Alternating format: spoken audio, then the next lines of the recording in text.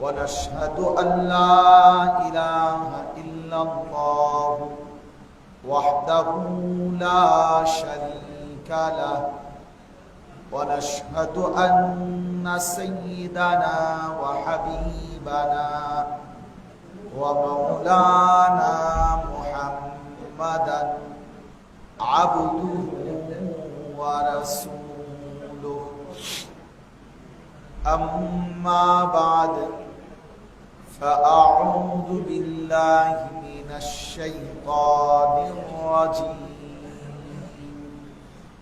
بسم الله الرحمن الرحيم يا أيها الذين آمنوا كتب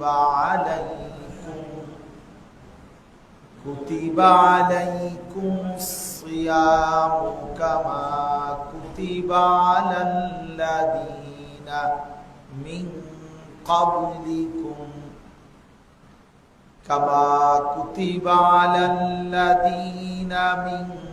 قبلكم لعلكم تتقون صدق الله مولانا العظيم وقال نبينا صلى الله عليه وسلم من صام رمضان إيمانا واحتسابا غفر له ما تقدم من ذنبه ومن قام رمضان إيمانا واحتسابا غفر له ما تقدم من ذنبه اللهم صل على محمد وعلى آل محمد كما صليت على إبراهيم وعلى آل إبراهيم إنك حميد مجيد اللهم بارك على محمد وعلى آل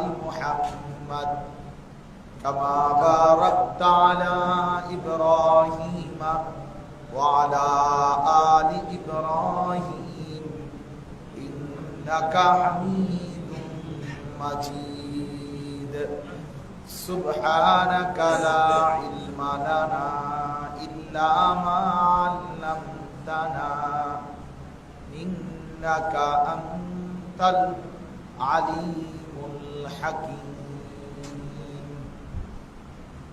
আলহামদুলিল্লাহ আল্লাহ পাক রব্বুল ইজ্জত সুল জালাল ওয়াল ইকরামের ফজল কারাম রব্বুল আলামিনের অপরিসীম ইহসান মেহেরবানি দয়া আল্লাহ তাআলা আমাদেরকে আজ 2 ফেব্রুয়ারি 2025 রোজ রবিবার চট্টগ্রাম সীতাকুণ্ড ফেরিঘাট নামায়া এমনি শুনে মোবাইল হাতে ধরে কেউ রেকর্ড করার কোনো দরকার নেই। যে আসছেন আপনি নিজেই আসছেন, আপনার জন্যই বয়ান শুনে, অন্য মানুষের ফিকির বাদ দেন, আপাতত নিজের ফিকির করেন, এরপরে অন্যের ফিকিরও কইরেন, কোনো অসুবিধা নেই। বাকি আগে প্রথমত নিজের সংশোধন, নিজের পরিবর্তন, নিজের দিলের খোরাক, এটা দরকার। যেন মোবাইল হাতে ধরে রাখলে মনোযোগ থাকে না, দিলে ঢোকে না কোনো কথা, কোনোভাবেই নিজের অন্তরের মধ্যে কোনো অনুভূতি জাগে না। এটা পরীক্ষিত করে। সারাক্ষণই মোবাইলের কথা দিলে আসে যে ঠিক মতো উঠতেছে কিনা, পরিষ্কার আওয়াজ উঠতেছে কিনা, সাউন্ড ক্লিয়ার কিনা, সবকিছু মানে এইটাই তার মাথায় ঘুরে। ফলে মোবাইলে সুন্দর করে উঠছে, ক্লিয়ার হয়েছে, সাউন্ড হয়েছে, সবই ঠিক আছে। তাহলে এটা মোবাইলে না সুন্দর হইলো, জিন্দিগি সুন্দর হইলো। মোবাইলের মধ্যে চমৎকার আওয়াজ, তো এটা দিয়ে কি হবে হাসরের ময়দান? মোবাইলে কারো 10,000 ওয়াজ, তো এতে হাসরের ময়দানে কি হবে? এটা ফেরেশতারা জমা নিবে কি বলে? হাসরের ময়দানে বা কবরে যে দুই ফেরেশতা প্রশ্ন করতে আসবেন, তো ওনাদের কাছে মোবাইলটা জমা দিলেই হবে, ঠিক না? যে আপনি এটা দেখে নেন, আমার সারা জিন্দিগির অর্জন এর মধ্যেই আছে। এটা চেক করলেই আপনি বুঝতে পারবেন আমার ভালো মন্দ জিন্দিগি। নাউযুবিল্লাহ। এই জন্য এটা জরুরি। হাদিসের মধ্যে আছে যে রাসূলুল্লাহ সাল্লাল্লাহু আলাইহি ওয়াসাল্লাম বলছেন, কবরে যে 3টা প্রশ্ন করা হবে, যেই ব্যক্তি 3টা প্রশ্নের উত্তর সঠিকভাবে দিতে পারবে, তো সেই ব্যক্তিকে আবার জিজ্ঞেস করবে ফেরেশতারা যে তুমি এই সঠিক উত্তর কেমনে বুঝলে? সে বলবে যে আমি এই উত্তরগুলো সঠিক দেওয়ার জন্য যে পরিমাণ ইলম দরকার ছিল সেটা আল্লাহ তাআলার দয়ায় আমার অর্জন করছি। অর্থাৎ কোরআন সুন্নাহর ওই পরিমাণ ইলম আমি অর্জন করেছি, জেনেছি, ফলে আমি এই সঠিক উত্তর দিতে পারব। আর যেই ব্যক্তি 3টা প্রশ্নের জবাব দিতে পারবে না, তো সে তাকে আর কিছু বলবে না, বরং এই 3 প্রশ্নের জবাব না দেওয়ার কারণেই তার জন্য আল্লাহ তাআলার পক্ষ থেকে জাহান্নামের ফয়সালা, শাস্তির ফয়সালা ঘোষণা হয়। এই জন্য বাস্তবতা, এটা ব্যাপার আরেক রকম আওয়াজ, আপনি বুঝেন, এটা বুঝতে ঠিক মতো। যিনি অপারেটর নাম দেখছেন, আওয়াজটা এখন কি বানায় ফেলছেন, এটা এমন ছিল না প্রথম।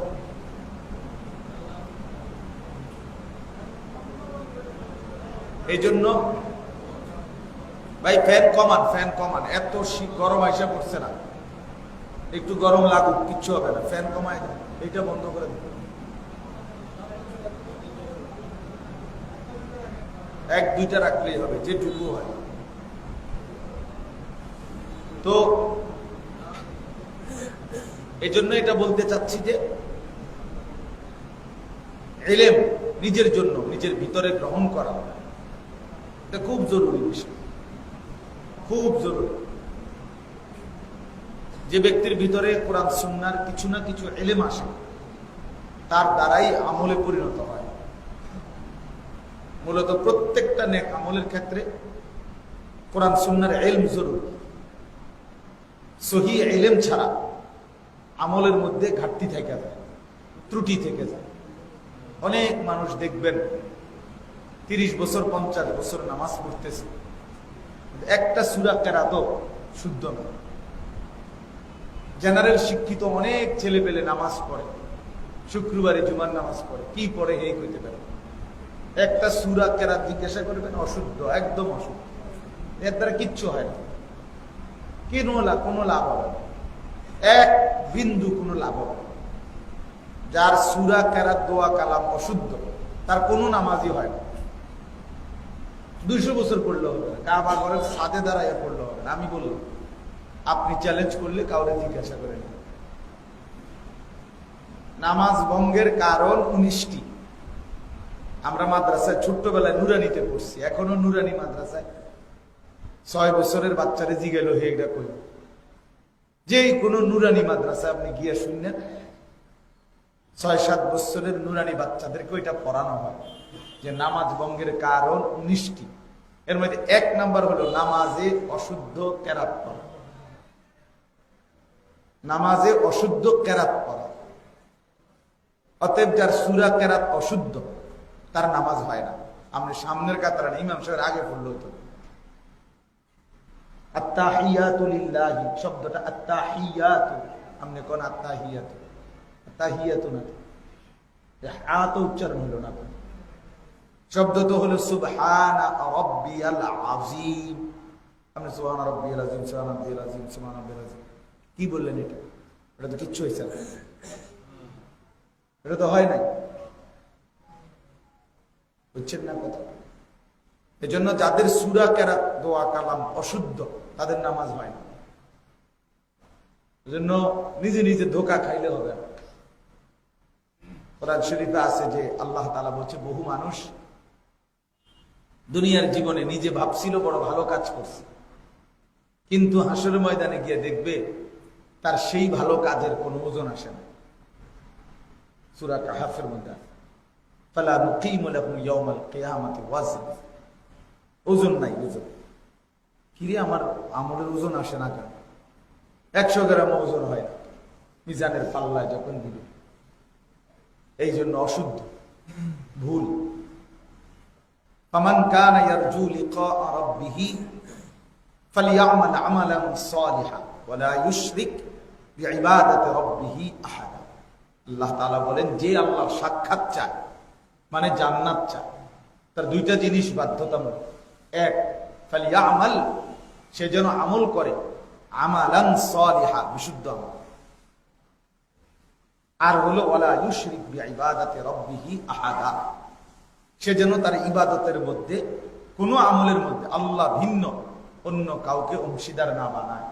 মানে শুধুই আল্লাহর জন্য করে, ইখলাস, শুধুই আল্লাহর জন্য করে।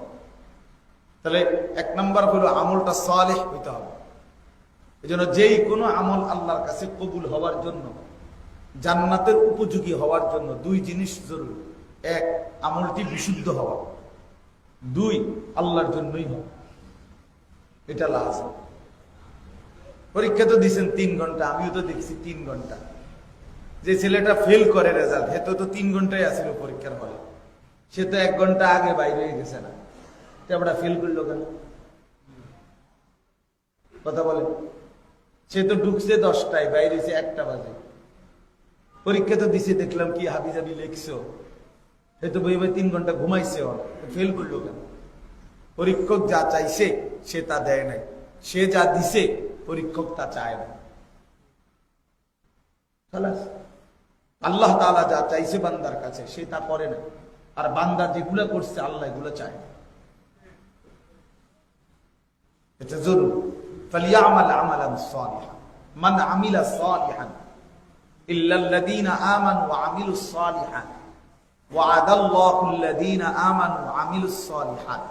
সব আয়াত এটা এক, শুধু আমল কোথাও নাই, বিশুদ্ধ আমল। কোরআন শরীফের যত জায়গা আমলের কথা আছে, এর সাথে এই শব্দটা যুক্ত আছে, সালেহ। মান আমিলা সালিহান ফালিয়ামাল আমালান সালিহা ওয়া আমিলুস সালিহাত, এই শব্দটা আছে। সালেহ হইতে হবে, বিশুদ্ধ, সঠিক, সঠিক হইতে হবে। এটা জরুরি। মাহে রমজান সামনে, নিজের সূরা কেরাত দোয়া কালাম, যদি আখিরাতকে মনে হয়, যদি ভাবেন যে আখিরাত লাগবে, যে কদ্দুর নামাজ পড়েন, এই কদ্দুর তো আখিরাতের আশাতেই পড়েন, তো সেটা অশুদ্ধ করলে লাভ হলো কি? আপনি তো এটা বুঝছেন দেখেই নামাজ পড়েন যে আসলে আল্লাহ আছে, আখিরাত আছে, বিচার আচার হবে, হাসর নাসর হবে, কিয়ামত হবে, কাজেই এই জন্য নামাজ পড়ি, আল্লাহরে যেহেতু মানি, তো ভালো কথা, মাশাআল্লাহ। যেহেতু পড়েনি, তো এটা শুদ্ধ করবেন না কেন? এটা একদম বোকা। আমল তো করে কিন্তু ভুল, লাভ হইল কি? মানুষটা একেবারে বেউকুফ মানুষ। অনেক মানুষ আপনাদের মধ্যে অনেক বোকামি করে, কোনোভাবে আপনার হাতে সময় নাই। দোকানদারি করতে করতে, ব্যবসা করতে করতে, চাকরি করতে করতে আপনার হাতে টাইম নাই। কোনোভাবেই 2টা সূরা ঠিক করার মতো সময় না আপনার আর ঝুঁকলো না। আপনার দুনিয়া আপনারে ছাড়লো না, সংসার আপনারে আর ছাড়লো না, অভাব আপনারে আর ছাড়লো না, আর ছাড়বেও না, ছাড়বেও না। মৃত্যুর দিনও সংসারের অনেক কিছুর প্রয়োজন থাইকা যাবে, যে যেদিন মৃত্যুবরণ করব সেদিন। দুনিয়া কোনোদিনও তৃপ্ত হয় না, হওয়ার সিস্টেমে নেই। দুনিয়াতে তৃপ্ত হওয়ার কোনো সিস্টেম নেই। আজকের বাজার তো শেষে 3 বেলা খাইয়া, তো কালকে আবার বাজার করতে হবে না, তো তৃপ্ত হবে কিভাবে? এখন তো সুন্দর ফার্নিচার হয়েছে, কিন্তু 1-1.5 বছরের মাথার তো এই যে বার্নিশ উঠে গেছে, এগুলো তো এখন আবার নতুন করে কি দেওয়া দরকার, বার্নিশ দেওয়া দরকার, যেটা পুরান দেখা যায় না। তো প্রথম যেদিন বানাইছে সেদিন তো অনেক সুন্দর ছিল, তো এখন এগুলোর বার্নিশ উঠে গেছে। টাইলস বদলাইতে হয়, ট্যাপ ভাঙ্গা যায়, সিটকারি খুললা যায়, ফ্রিজের তলে দিয়া পানি পড়ে। তো এডি আপনি শেষ করবেন কেমন বলো? কিভাবে শেষ করবেন? একটা না একটা প্রয়োজন, জরুরত থেকেই যাবে। বাচ্চার রেজিস্ট্রেশন হয়েছে তো ফর্ম ফিল আপ, এটা আছে তো সেটা দরকার। দুনিয়া সব সময় মানুষকে ব্যস্ত রাখে, দুনিয়া কখনোই অবসর হতে দেয় না, তৃপ্ত হতে দেয় না। মোবাইলটা হাতে ধরতে নিষেধ করছিলাম ভাই, এরপরে ধমক দিলে এরপরে বুঝবেন, যখন শরম পাইবেন তখন বুঝবেন। অভদ্রতা তো কোনোভাবেই কাম্য না। না শুনলেন, আপনি চলে গেলে আমার সমস্যা নেই।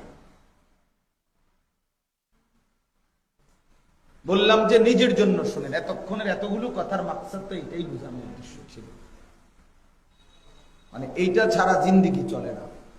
একটা ঘন্টা একটা হাত পাও যদি খুললে রাখিয়া দেন উনি রাজি, তো মোবাইল ছাড়া চলতে কষ্ট। এই দানব ছুটতেই চায় না জীবন থেকে। আফসুস, 24 ঘন্টা জিন্দেগি আছে মুসলমান মোবাইলের মধ্যে আটকায় ফেলছে, জীবনটাই এটার মধ্যে আটকায় ফেলছে।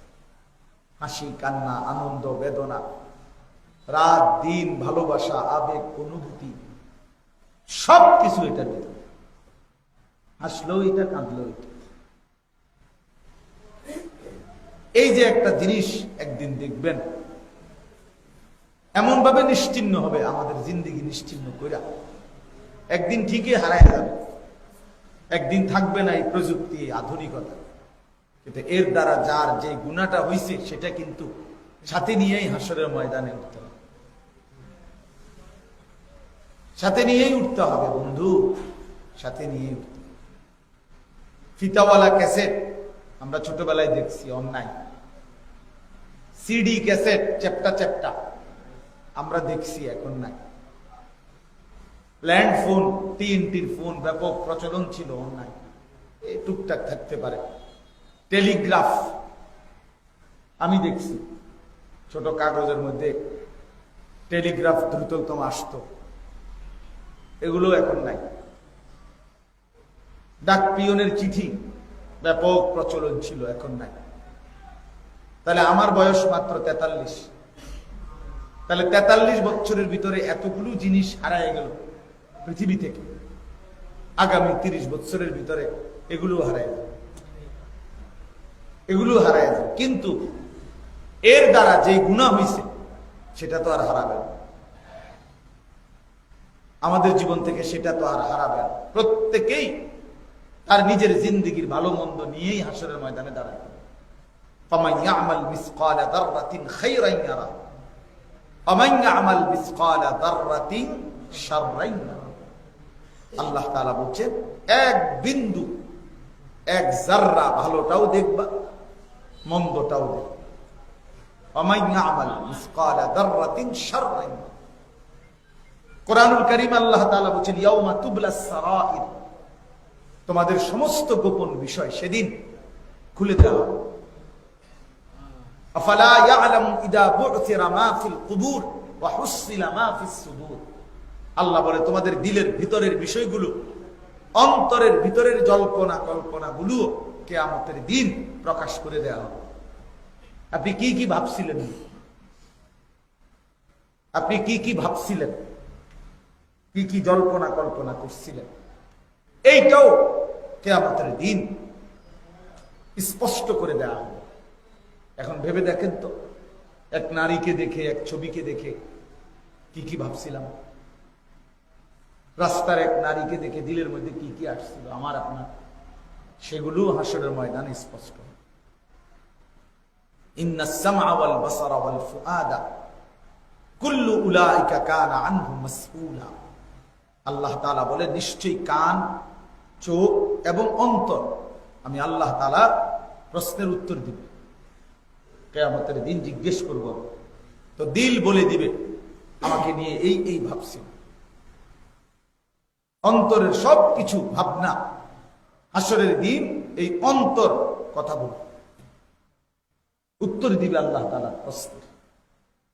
ওয়াশাহিদা আলাইহিম সামউহুম ওয়া আবসারুহুম ওয়া জুলুদুহুম বিমা কানু ইয়ামালুন। আল্লাহ তাআলা বলে বান্দা কান, চোখ এবং সারা দেহের অঙ্গ, চামড়া তোমার পুরা জিন্দেগীর কর্মকাণ্ড সম্পর্কে হাসরের ময়দানে আমি আল্লাহর সামনে সাক্ষ্য দেব। তোমার লজ্জাস্থানও কথা বলবে, তোমার ভেতরের অঙ্গ প্রত্যঙ্গ কথা বলবে, তোমার বাহিরের শরীরটাও কথা বলবে। সারা দেহ প্রতিটা অঙ্গের স্পন্দন, চামড়ার শিহরণ, মানুষের সমস্ত শাহওয়াত চামড়া, মানুষের ফিলিংস শাহওয়াত এটা কোথায়? চামড়া, চামড়া। এই জন্য দেখবেন যত লোক চর্মরোগের ডাক্তার তত লোক যৌন রোগেরও ডাক্তার। এটা এক ডিপার্টমেন্ট, চর্ম ও যৌন রোগ বিশেষজ্ঞ।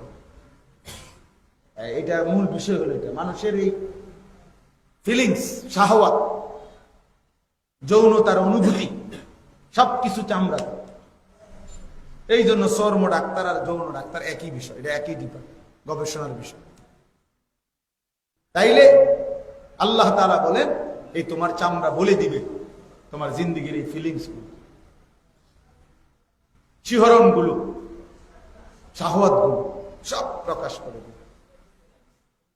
এই জন্য বললাম মোবাইল তো হারায় যাবে, ফেসবুক তো হারায় যাবে, ইউটিউব তো হারিয়ে যাবে, কিন্তু আমার জিন্দেগীর এই রাত দিন, আমার এই কৃতকর্ম তো আমার থেকে হারাবে না, আমার থেকে তো হারাবে না। আমাকে এগুলো নিয়েই আল্লাহ পাকের সামনে দাঁড়াইতে হবে, হিসাব দিতে হবে।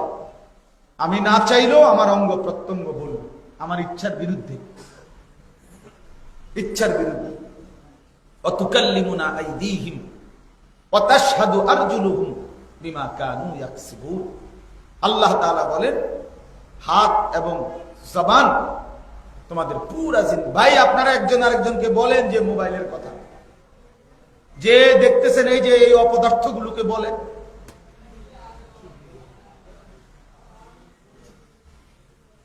বলেন এদেরকে। একজন বললেই তো হয় যে ভাই মোবাইলের নিষেধ করছে, এটা বুঝেন না আপনারা? যে যাকে দেখতেছেন মোবাইল উঠাইতেছে তারে বলে দেন, তাইলেই তো হয়। অতুকাল্লিমুনা আইদিহিম ওয়া তাশহাদু আরজুলুহুম বিমা কানু ইয়াকসিবুন। আল্লাহ তাআলা বলেন হাত এবং জবান সবকিছু তোমাদের জিন্দেগীর কাজ, উপার্জন, অর্জন আমি আল্লাহর সামনে কথা বলবো, কথা বলবো। রাতের অন্ধকার, দিনের আলো, একাকী কিংবা প্রকাশ্য সব বলে দিবে, সব বলে দিবে, সবকিছু উন্মোচিত হবে। ইয়াউমাইদিন তুহাদ্দিসু আখবারাহা। জমিন কথা বলবে আমাদের পুরা জিন্দেগি সম্পর্কে, জমিন সাক্ষী দিবে। হ্যাঁ, ফেরেশতা সাক্ষী দিবে দুই ভাবে। এক, লিখিত কাগজ দেখাবে যেটারে আমলনামা কয়, ওই যে ফেরেশতারা যে লিখতেছে এই কপিটাও দেখাবে। আবার ফেরেশতা মুখেও বলবে যে আল্লাহ আমি স্মৃতিতেও রাখছি, কাগজেও রাখছি। দেখেন দুটোটা দেখেন। হ্যাঁ, ফেরেশতা মুখেও বলবে, আবার লিখিত ফাইলও দেখাবে। এই মোট পাঁচটা জিনিস আমাদের প্রত্যেকের জীবনের উপরে হাসরের ময়দানে সাক্ষী। এক, জমিন। দুই, আমাদের অঙ্গ প্রত্যঙ্গ। তিন, ডান কাদের এবং বাম কাদের ফেরেশতা। এই তিনের মধ্যে সাইড, মানে ফেরেশতা দুই ভাবে বলবে। এক, মুখে বলবে। দুই, লিখিত কপি দেখাবে। তাহলে তিন, চার। আর পাঁচ, মহান আল্লাহ পাক রব্বুল আলামিন নিজেই বলবে। আমি দেখছি বান্দা। ফায়ুনাব্বিউকুম বিমা কুনতুম তা'মালুন। আল্লাহ তাআলা বলেন, অতঃপর আল্লাহই তোমাদেরকে শোনাবেন তোমাদের পুরা জিন্দেগীর কর্মকাণ্ড। তাহলে এই পাঁচটা জিনিস যেগুলো আল্লাহ তাআলার ব্যবস্থাপনা এই পৃথিবীতে, এগুলোকে আমি আড়াল করব কিভাবে? আমার অঙ্গ প্রত্যঙ্গ থেকে আমি কেমনে নিজেরে আলাদা করব? আমি একটা গুনাহ করলাম এমন ভাবে যেন আমার অঙ্গ প্রত্যঙ্গ না দেখে, কারণ তারা তো আমার বিরুদ্ধে সাক্ষ্য দিয়ে দিবে। এটা কেমনে সম্ভব? আমি গুনাই তো করতে হবে আমার অঙ্গ প্রত্যঙ্গ দিয়া, আরেকজনের ঠ্যাং দিয়ে আমি কেমনে গুনাহ করব? আরেকজনের হাত দিয়ে আমি কেমনে গুনাহ করব? প্লাস্টিক দিয়ে তো আর হবে না, দিতে তো আমার প্লাস্টিকের তো আর ফিলিংস নেই। তার মানে আমি আমার দেহের অঙ্গ প্রত্যঙ্গকে আলাদা করা যাবে না। আমি জমিনকে আমার থেকে আলাদা করতে পারবো না। প্রিয় ভাই আমার, বন্ধু আমার, বুঝতে শিখেন। আমিও বুঝি, আপনিও বুঝেন। শুধু আসা যাওয়া, শুধু উলামায়ে কেরামের কথা শোনা, এতটুকুই যে শুনলাম, আসলাম, ভাল লাগলো, উনি ভালোই বলেন, খালাস, না রে বাপ, এটা কোনো মাকসাদ হইতে পারে না। মাকসাদ হইতে পারে। আমি চলার পথে আমার অনেক সময় অনেকে বলে, হুজুর আপনাকে অনেক দেখা হয়, শুদ্ধ করে। উনি আমারে বুঝায়, উনি আমারে দেখে, মানে মাঝে মধ্যে শুনে আর কি, দুই এক লাইন, হ্যাঁ আপনার কথাগুলো ভালো লাগে। তো এই এক লাইন, তাতে কি আপনার ভালো লাগলেই কি, আমার ভালো লাগলেই কি, আপনার ভালো দিয়ে আটকায় রয়েছে কি? দেখার বিষয় তো হলো আপনার জিন্দেগীর পরিবর্তন কোথায়। এটা ছিল দেখার বিষয়। পরিবর্তন হবেন কোন দিন, বুঝবেন কোন দিন যে আমার বদলানো দরকার। একজন হুজুরকে, বক্তাকে মনে করেন সারা পৃথিবী চিনে, তো আপনার লাভ কি? 1 কোটি মানুষ আমারে চিনে মনে করেন, তো আপনার ফায়দা কি? আবার কেউ না চিনলে আপনার সমস্যা কি? আপনার সমস্যা কি? এটা তো কোনো বিষয় না। জনপ্রিয়তা, খ্যাতি, সবাই চিনতে হবে বা চিনতে হবে না, এটা কোনো বিষয়ই না, এটা কোনো চ্যাপ্টারে না। দেখার বিষয় তো হলো জিন্দেগীর পরিবর্তন। দেখার বিষয় তো হলো জিন্দেগীর পরিবর্তন। রাসূলুল্লাহ সাল্লাল্লাহু আলাইহি ওয়াসাল্লাম, তাকে যদি গোটা পৃথিবী মূল্যায়ন না করত, তারপরেও তিনি সর্বশ্রেষ্ঠ। সর্বশ্রেষ্ঠ না? আল্লাহকে যদি গোটা পৃথিবী, নবী সাল্লাল্লাহু আলাইহি ওয়াসাল্লাম হচ্ছে গোটা পৃথিবী যদি আল্লাহকে অস্বীকার করে, তবুও মহান আল্লাহই সর্বশ্রেষ্ঠ। সর্বশ্রেষ্ঠ তিনি। তাইলে পরিচিতি, খ্যাতি, এটা কোনো বিষয় না বাপ। বিষয় হলো আমার জিন্দেগীর পরিবর্তন। আমি বদলাবো কোন দিন, আমার জীবন গঠন হবে কোন দিন, আমার আখলাক হবে কোন দিন। ইস্তাফতি কলবাকা, আল্লাহ নবী সাল্লাল্লাহু আলাইহি সাল্লাম বলেন, উম্মত দিলকে প্রশ্ন করো, তোমার দিলের হালাত কি। আজ অনেক দিন হয় মিথ্যা বলতেছো, এটা ছাড়বা কোন দিন, দিলকে জিজ্ঞেস করো। সুদ খাইতেছো আজকে 30 বছর, এটা ছেড়ে দিবা কোন দিন, সেটা বলো। ফজরের নামাজ পড়ো না, আজকে 1 বছর কোনদিন ফজরের নামাজ পড়ো না, কোন দিন থেকে পড়বা? আর কি কোনদিন পড়বা না? বলে 365 দিনে, খোদার 1 বছরে যে কোনদিন ফজরের নামাজ পড়ে না, প্রিয় ভাই, তাকে জিজ্ঞেস করেন যে আর কোনদিন পড়বা না? তাহলে আর কোনদিন পড়বেন না আপনি? মুসলমান এত নির্মম হয় কেমন? মুসলমান এত পাষাণ হয় কেমন? মুসলমান এত বড় গাদ্দার হয় কেমন? আরে মানুষ তো ভুল করে মাঝে মাঝে, মানুষ তো হোঁচট খায়, পিছলা খায় মাঝে মধ্যে। মানুষ কি 24 ঘন্টাই পড়ে থাকে পিছলা খায়া? তাহলে 365 দিনে কোনদিন যার ফজরের নামাজের সময় হলো না, ওই মানুষের বাচ্চা, ওই মুসলমানের বাচ্চা বেটা, ওই কোন মার ঘরে জন্ম নিল, ওই কোন বাপের ঘরে জন্ম নিল? একটা দিন না দুইটা, 365 দিন কোনদিন ফজরের নামাজ পড়লো না, মানুষের বাচ্চা এরকম হয়? আস্তাগফিরুল্লাহ। মুসলমানের ঘরে জন্ম নিয়ে এত বড় হাইওয়ান, এত বড় চতুষ্পদ জন্তু হয়, এটা কিভাবে সম্ভব? এটা আমি তো বুঝি না। এটা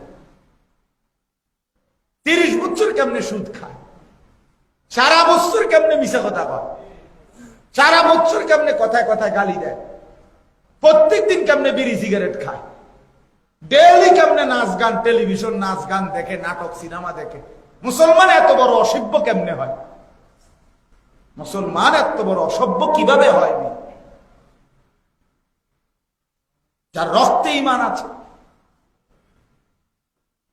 যে মুসলমান দাবি করে নিজেকে, এভাবে আল্লাহকে ভুলে যায়। মূল কারণ কি বলেন তো? কোরআন শরীফে আছে, আল্লাহ বলছে কোন বান্দা যখন আমাকে লম্বা সময় ভুলে যায়, একদিন আল্লাহ লানত দেয়, এই লানতের কারণে সে আত্মভোলা হয়ে যায়, আর নিজেকে চিনে না। টোটালি সে বুঝে না যে আমি মুসলমান, আমার এটা ত্যাগ করা উচিত। এটা হেতের কোনো বিবেকেই আর থাকে না। হেতে এই বিড়ি খায়, হাসে, বিড়ি খায়, মানে চল কোন, এটা যে একটা অসুন্দর, এইটাও তার বিবেকে নেই। সে টেলিভিশন দেখতেছে, জির সামনে, বউর সামনে, নাতি নাতির সামনে নর্তকীর নাচ দেখে, এটা যে একটা লজ্জার বিষয়, এত বড় অপদার্থ, এইটাও তার বিবেকে নেই। কেন? আল্লাহর লানত, আল্লাহর লানত। যার কারণে 30 বছরও মনে পড়লো না সুদ হারাম, 30 বছরও মনে পড়লো না মিথ্যা হারাম। কোনদিন কলিজার মধ্যে ভাবনা আসলো, কারণ দিল উল্টে গেছে। হাদিসে আছে, আল্লাহ নবী সাল্লাল্লাহু আলাইহি সাল্লাম বলছেন, কিছু মানুষের দিল, গ্লাস নাই নালে দেখাইতাম, আচ্ছা এটা দিয়েই বুঝাই। নবী সাল্লাল্লাহু আলাইহি সাল্লাম বলছেন, কিছু মানুষের অন্তর, আল্লাহর কসম এটা হাদিস, নবীজি বলছে কিছু মানুষের দিল এমন হয় কাল কুজে মিরবাদ কান। অর্থ হইল, যেই গ্লাস, যেই পাত্র, যেই বালতি, যেই জগ, যেই মগ একদম উল্টানো থাকে, উল্টানো, এরকম উল্টানো। এইটা যদি এরকম উল্টানো থাকে, এটার মধ্যে আটলান্টিক মহাসাগরের পানি ডাললো, এটা পুড়তো। কেমনে পুড়বে? এটা কথা বোঝেন নাই আপনি? এটা তো টোটালি কি উল্টানো। তো এখানে পানি যদি আটলান্টিক মহাসাগরের পানিগুলো ঢালে, এটা পুড়বে? কেন পুড়বে না? এটা তো উল্টানো। এই আল্লাহ নবী সাল্লাল্লাহু আলাইহি সাল্লাম বলছে, কিছু মানুষের দিল এমন নিকৃষ্ট দিল হয় যে এই কলজাটা আল্লাহর লানতে, আল্লাহর গজবে এমন উল্টায়া গেছে, এটা আর কোনদিন কোন ঈমান, কোন আমল, কোন জুমার বয়ান, কোন আলেমের বয়ান, কারো কিছুতে তার কলিজা নড়েও না, তার বিবেক নড়েও না, এমন শক্ত, এমন পাষাণ। কারণ দিল কি হয়ে গেছে? এবার পৃথিবীর সব হুজুর বাচ্চা দিল, কোরআন শরীফের জন্য আছে, কোরআন শরীফের আয়াতের মধ্যে আছে এটা। আল্লাহ তাআলা বলেন, আমি যার উপরে নারাজ হই, মনের ইচ্ছা চাহিদা মতো যে চলে, আমার নাফরমানি করতেই থাকে, আমি তাকে 3টা শাস্তি দেই। 1 নাম্বার, আমি আল্লাহই তাকে একদিন আদাল্লাহুল্লাহ, পথভ্রষ্ট করে দেই। একদিন আমি তার ওয়াজাআলা আলা বাসারিহি ওয়াজাআলা আলা সামঈহি ওয়া কলবিহি গিশাওয়া, আমি আল্লাহই তার কানে এবং অন্তরে মোহর মেরে দেই। ওয়াজাআলা আলা বাসারিহি গিশাওয়া, এবং আমি আল্লাহই তার চোখের সামনে পর্দা ফেলে দেই। এই 3টা শাস্তি দেই। 1, আমি তাকে পথভ্রষ্ট করে দেই। 2, তার কানে এবং অন্তরে মোহর মেরে দেই। 3, তার চোখের সামনে পর্দা ফেলে দেই। খোদার কসম, আল্লাহ এরপরে বলতেছে ওই আয়াতে, ফামান ইয়াহদিহি মিন বাদিল্লাহ, বলো না এইবার আমি আল্লাহকে বাদ দিয়ে এই নাফরমানকে কে হেদায়েত দিবে? আব্দুল কাদের জিলানী, বাইজিদ বুস্তামি হেদায়েত দিবে বলে? কে দিবে বলে? কেমনি দিবে? উনি তো নিজেই কি করে দিছে? যিনি হেদায়েত দিবে উনি তো কি করে দিছে? মোহর মেরে দিছে। তো এবার হেদায়েত দিবে কে? আল্লাহ নিজে জানতে চাইতেছে যে আমি তো বাদ, আমি তো দেব না, এবার তারে হেদায়েত দিবে কে? তোমরা। ফামান ইয়াহদিহি মিন বাদিল্লাহ, আল্লাহর পরে এবার তাকে হেদায়েত দিবে কে? প্রিয় ভাই, প্রিয় বাপ, অব্যাহত গুনাহ করতে নাই, অব্যাহত গুনাহ করতে নাই, তাহলে দিল উল্টে যায়। কলিজা উল্টে যায়, হকের রাস্তা থেকে আল্লাহ তাআলা বিগড়ায় দেয়। নুওয়াল্লিহি মা তাওয়াল্লা ওয়া নুসলিহি জাহান্নাম। কোরআন শরীফে আছে, আল্লাহ বলেন আমার রাসূলের ধারাবাহিক বিরুদ্ধাচরণ যে করবে, আমার ইমানদার বান্দারা যে পথে চলে, সে পথের উল্টো পথে যে নিয়মিত চলবে, একদিন আমি তাকে সেই উল্টো পথেই চালাতে থাকব, এবং এই উল্টো পথেই একদিন তাকে আমি আল্লাহ জাহান্নামে ফেলে দেব। কোরআন শরীফের আয়াত। ওমান ইউশাকিকির রাসূলা মিন বাদি মা তাবায়্যানা লাহুল হুদা। এজন্য তুমি যে, আমি যে 10 বছর কোনোদিন 5 ওয়াক্ত নামাজ পড়েন নাই, আর যদি কোনোদিন আল্লাহ তৌফিক না দেয়, কথা বোঝেন নাই? 20 বছর যাবত সুদ খায়, আরে নাফরমান, এই আল্লাহ যদি আর কোনোদিন তৌফিক না দেয় এখান থেকে ফেরা, এবার এটার গন্তব্য কোথায়? এই নাফরমানের গন্তব্য শেষ ঠিকানা কোথায়? জাহান্নাম। জাহান্নাম। যে নারী আজকে 15 বছর বেপর্দা, এই নারীকে যদি আল্লাহ আর কোনোদিন পর্দানসীন হওয়ার সুযোগ না দেয়, আল্লাহ যদি আর দয়া না করে, বলে ওয়ালা তাকুনু কাল্লাযীনা নাসুল্লাহ ফাআনসাহুম আনফুসাহুম। এটা কোরআন শরীফের আয়াত। আল্লাহ বলে বান্দা, ইমানদারদেরকে বলছে, আমাদেরকে নিয়ে, যে হে ইমানদার, আমি আল্লাহকে ভুলে যেও না। বেশি ভুলে গেলে ফাআনসাহুম আনফুসাহুম, তাহলে আমি তোমার পরিচয় ভুলায় দেব। আমরা মানুষকে অনেক সময় রাগ করতে গেলে বলি, বেড়া এমন ফিডাফিট তোর বাপের নাম ভুলাই দেব, বলে না মানুষ এমন?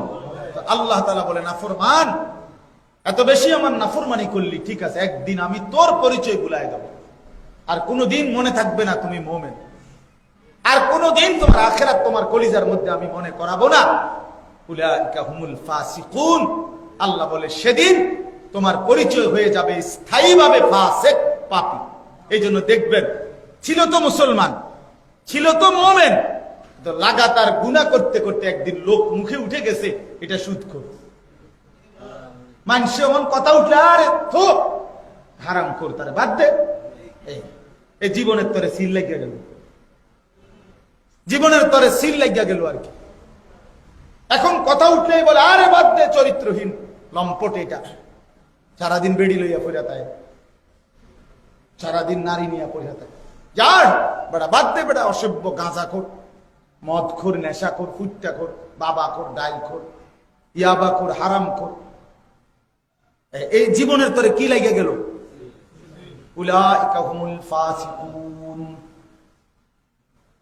আল্লাহ বলে, মুমিন ছিলা তো মুমিন, অব্যাহত আমি আল্লাহর নাফরমানি করার কারণে একদিন আমি আল্লাহ তোমার পরিচয় তুলে দেব ফাসিক, প্রকাশ্য পাপী। তখন প্রকাশ্যে লোকে তোমাকে ওই পাপের নামে স্মরণ করবে। এ ছিল চরিত্রহীন, এ ছিল নেশাখোর, এ বাবাখোর, এ হারামখোর, এ সুদখোর। এর চাইতে বড় লানত আর কি? বিল্ডিং তো করছেন আপনি 10 কোটি টাকা দিয়া, মানুষে তো কয় সুদের টাকা, মানুষে তো কয় সুদের টাকা, তো লাভ হইল কি? লাভ হইল কি? বাজার তো করলেন অনেক, মানুষে তো কয় 2 নম্বরই টাকা, হারাম টাকা। এই জন্য বাপ, আমার প্রথম বক্তব্য এটা, নিজের ফিকির করা, নিজের ভালো, নিজের কল্যাণ, নিজের আখিরাত বুদ্ধিমান হিসাবে ভাবা উচিত। আমাদের একটা সহজ কথা মনে রাখবেন, কোরআনুল কারীমের মধ্যে আল্লাহ তাআলা বলছেন, ওয়াকালু মা হিয়া ইল্লা হায়াতুনাদ দুনিয়া নামুতু ওয়া নাহইয়া। আল্লাহ তাআলা বলেন, কাফের বেঈমানদের বক্তব্য হলো, যত লোক কাফের বেঈমান, আল্লাহ বলে তাদের বক্তব্য হলো জীবন মানে কেবল দুনিয়া। জীবনের অর্থ কি? জীবনের অর্থ হলো দুনিয়া। এই দুনিয়া নামুতু ওয়া নাহইয়া, বেঁচে আছি, মরে যাব, বা কেউ মরতেছে, কেউ বেঁচে আছে, এরই নাম দুনিয়া। পড়ে যায়।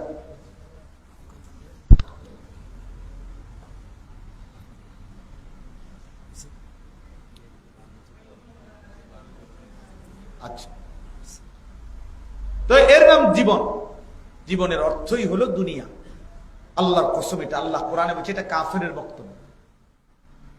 এই দেখবেন আমরা অনেক মানুষ আছি, মনে কিছু নিয়েন না, জিজ্ঞাসা করলে ভালো মন্দ হিসাব দিব দুনিয়া দিয়া, কব এ আল্লাহর রহমতে খাইয়া পয়রা ভালো আছে, ওনার তৃপ্তি এটা, এই খাইয়া পয়রা যে ভালো আছে এটারই উনি মনে করছে জীবন, এর দূরেই জীবন। আল্লাহর রহমতে হুজুর তারা দুইজন বিদেশ, মেয়েগুলোও আল্লাহর রহমতে বালা জামাই চাইয়া বিয়া দিছি, খাইয়া পয়রা ও কেন তেমন অসুবিধা নাই। একখান বিল্ডিং করছি ছোটখাটো, আপনার দোয়ায়, রাস্তার লগে কদূর জায়গা লইছি, ব্যাংকেও কিছু টাকা টুকা আল্লাহর রহমতে জমা হয়েছে। এখন আলহামদুলিল্লাহ খাইয়া টাইয়া বাজার সদাই করে মোটামুটি আল্লাহ চালাইতে আছে, ভালোই চলছে, ভালো আছে, খালাস। এই তো জীবনের হিসাব, জিন্দিগির হিসাব দুনিয়া মিলাইছে। আখেরাত, আখেরাত কোথায়? আখেরাত কোথায় বলে? মা হিয়া ইল্লা হায়াতুনা দুনিয়া। আল্লাহ বলছে জীবন মানেই দুনিয়া। এটা তো কাফেরের বক্তব্য। শুধু ভালো আছি এটুকু ফিকির, এ তো কাফেরের ফিকির। দুনিয়া নিয়ে ভালো থাকা, দুনিয়া নিয়ে ভালো থাকা। এবার আসেন আখেরাত। আল্লাহ কোরআনে বলছে, অথচ বান্দা শুনো, আমি বলছি, আল্লাহ বলতেছেন যে বান্দা আমি বলতেছি, ওয়া ইন্নাদ দারাল আখিরাতা লাহিয়াল হায়াওয়ান। জীবন মানে আখিরাত। জীবন মানে কি? ওয়া ইন্নাদ দারাল আখিরাতা লাহিয়াল হায়াওয়ান। আল্লাহ বলেন নিশ্চয়ই আখিরাতই হচ্ছে জীবন। লাউ কানু ইয়ালামুন, যদি বুঝতা। আল্লাহ নিজে বলতেছে মায়া করে, আহা বান্দা তুমি যদি আমার এই কথাটা বুঝতা যে জীবন মানে মূলত আখিরাত, কত না ভালো হতো, কত না ভালো হতো। আমি বললাম বান্দা তুমি যদি বুঝতা যে জীবন মানে আখিরাত, বেঁচে থাকার সার্থকতা আখিরাত, যে জীবনে আখিরাতের ফিকির আছে, খোদার কসম ওইটাই বেঁচে থাকার সার্থকতা। হ্যাঁ, আজকে আমার মাদ্রাসা কালকে থেকে বেফাক পরীক্ষা, আমাদের কওমি মাদ্রাসার কেন্দ্রীয় বোর্ড পরীক্ষা আগামীকাল থেকে শুরু হবে। আমার মাদ্রাসারও প্রায় ৪৫ জন ছাত্র পরীক্ষা দিবে। জোহরের নামাজের পরে আমি আলাদা তাদেরকে নিয়ে বসছিলাম, তো তা করে বললাম যে বাপ, শুধু পরীক্ষা তোমাদের না, দুনিয়াটাই পরীক্ষার জায়গা। আল্লাহ কোরআনে বারবার বলছে, বান্দা দুনিয়ায় কেন বানাইলাম? যিনি বানাইলেন তিনি স্পষ্ট বলছেন, বাপ সৃষ্টিকর্তা বলে দিচ্ছে আমি তোমাদেরকে কেন বানিয়েছি, নাবতালিহি পরীক্ষা করার জন্য, লিয়াবলুয়াকুম তোমাদেরকে পরীক্ষা করার জন্য, লিনাবলুয়াহুম পরীক্ষা করার জন্য, ওয়ালা নাবলুয়ান্নাকুম অবশ্যই পরীক্ষা করব। আহাসিবান নাসু আন ইউতরাকু আন ইয়াকুলু আমান্না ওয়া হুম লা ইফতানুন। আল্লাহ বলে বান্দা শোনো, তুমি বুঝি এই ভাবছো যে তুমি বলবা ইমানদার, তুমি বলবা শুধু আমি মুসলমান, আর আমি কোনো পরীক্ষা না নিয়ে এমনিতেই ছেড়ে দেব? কোরআন শরীফের আয়াত। এটাই মনে করছো বান্দা? খামখেয়ালি মনে করছো? ওয়ালাকাদ ফাতান্নাল্লাযীনা মিন ক্বাবলিহিম, ইতিপূর্বে আদম থেকে ঈসা নবী পর্যন্ত যত নবীর কাছে ঈমানদার কালেমা গ্রহণ করেছে, আমি তো প্রত্যেকের পরীক্ষা নিয়েছিলাম, প্রত্যেকের পরীক্ষা নিয়েছিলাম। ফালা ইয়ালামান্নাল্লাহুল্লাযীনা সাদাকু ওয়ালা ইয়ালামান্নাল কাযিবিন। আমি ঈমানের পরীক্ষা নিয়ে আমি আল্লাহ তাআলা আমি জেনে নেব যে আমার ঈমানের দাবিতে কে সত্যবাদী আর কে মিথ্যাবাদী, এটা তো আমি পরীক্ষা করে জানব। আজানের মুহূর্তেই তো পরীক্ষা হবে, হালাল খাওয়ার মুহূর্তেই তো পরীক্ষা হবে, ভিন নারীর সামনেই তো পরীক্ষা হবে, চোখ নিচের দিকে না বরাবর। আজান হলেই তো পরীক্ষা হয়ে যাবে, মসজিদের দিকে কদম নাকি দুনিয়ার দিকে কদম। হ্যাঁ, এই জন্য আল্লাহ তাআলা বলছে বান্দা আমি পরীক্ষার জন্য বানাইছি। তো দুনিয়া আল্লাহ তাআলা আমাদেরকে অনর্থক বানায় নাই বাপ। আজ যদি আমরা এই ছোট্ট কথা বুঝতাম ভালো হতো। আল্লাহ বলছে লাউ কানু ইয়ালামুন, বান্দা তুমি যদি বুঝতাম যে আমি তোমারে এমনি এমনি বানাই নাই, আমি বহুত সময় লাগছে তোমারে বানাইতে, আমাদেরকে আল্লাহ তাআলা মাটি থেকে বানাইছেন। তাফসীরের মধ্যে আছে যে বলেন এই মাটি থেকে যে আমাদেরকে বানাইছেন আমি আপনি, এই মাটিটা আল্লাহ তাআলা এই জমিনে কতদিন ধরে সংরক্ষণ করছেন। আমার সৃষ্টির উপাদান যে মাটিটা, সেটা আমরা কেউ জানি? কথা বলেন না কেন? তাইলে আল্লাহ তাআলা বলেন এই মাটি থেকে নির্দিষ্ট পরিমাণ খাবার আমি আল্লাহ উৎপাদন করেছি। সেই খাবার থেকে নির্দিষ্ট একটা পরিমাণ খাবার তোমার বাবার রিজিক হিসাবে তারে খাওয়াইছি। সেখান থেকে একটা নির্দিষ্ট পরিমাণ বীর্য আমি আল্লাহ তাআলা তোমার বাবার মধ্যে তৈরি করেছি। সেখান থেকে একটা নির্দিষ্ট দিনে নির্দিষ্ট একটা সময়ে বাবা মায়ের মিলনে আমি আল্লাহ উভয়ের মিশ্র বীর্য একত্রিত করে মায়ের জরায়ুতে স্থাপন করেছি। সেখান থেকে আবার আমি আল্লাহ লাগাতার 9 মাস নিজের হাতে কুদরতি হাতে যত্ন করে এক ফোঁটা বীর্যের উপরে আমি আল্লাহ তাআলা ডিজাইন করেছি একটা জমাট রক্ত বানাইছি, গোশতের একটা টুকরা বানাইছি, হাড্ডির একটা খাঁচা বানাইছি। এরপরে গোশত লাগাইয়া নাক, চোখ, কান, হাত, পাও, আঙ্গুল এগুলো সব সুন্দর করে সাইজ মিলাইয়া সেটিং করেছি। এরপরে একদিন মায়ের পেট থেকে, মায়ের গর্ভ থেকে বের করে এই পৃথিবীর আলো দেখতে দিয়েছি। তুমি কি জানো বান্দা কি পরিমাণ সময় লাগছে? কি পরিমাণ সময় লাগছে? এত লম্বা সময় ধরে সেই কতকাল মাটিতে ছিলা, কতদিন খাবারের মধ্যে তোমার উপাদান ছিল, কতদিন বাবার বীর্য হিসাবে ছিলা, হ্যাঁ, কতদিন মায়ের জরায়ুতে ছিলা, সে তো তুমি জানতা না, জানতাম শুধু আমি আল্লাহ।